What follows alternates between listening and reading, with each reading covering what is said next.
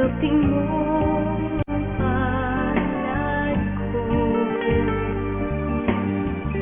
Samantala, alamin natin mula sa ating panauhing ophthalmologist na si Dr. Charmaine Ang kung ano ang orbital inflammatory disease.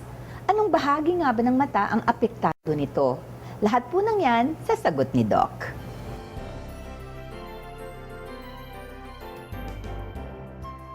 Ang orbital inflammatory syndrome, ang ibig sabihin ho niyan is may inflamasyon, yung pinakapalibot ng ating eyeball. Yung pagka namumula, may masakit, namamaga, no? Yun yung tinatawag na inflammation. Most of the time, it's tinatawag natin idiopathic o hindi natin alam talaga kung ano yung cause. No? Kumbaga, it just happens, nangyayari lang. May cause na orbital na like may infection ka, no? Na may infection ka sa sinuses, no? Yun ang pinaka-common sa sinuses or pwede rin naman na because of may cancer ka na sa katawan, then nagre-reflect lang sa mata as inflammation.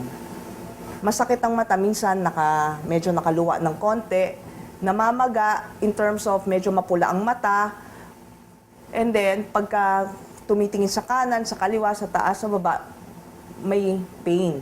Yon, may sakit. By CT scan or by MRI. Orbital CT scan or by orbital MRI. Kikita mo na makikita yon na talagang inflamed, either yung muscle or inflamed yung mismong the lacrimal gland. Yun yung talagang definite na diagnosis natin.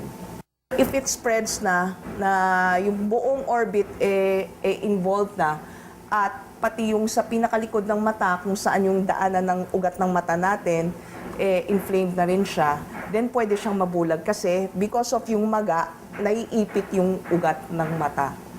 Pwede mangyari rin sa kabilang mata.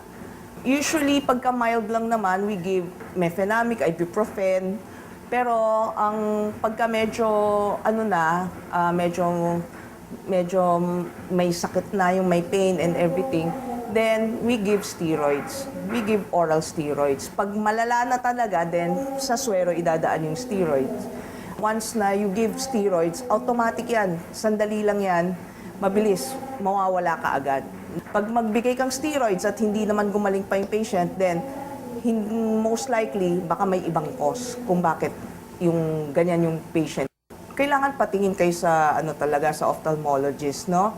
Kasi mahirap na pabayaan. Kailangan masuri muna ng maigi bago kayo mag-self-medicate or bago kayo maggamot para maagapan natin ng mas maigi. Tanggapin mo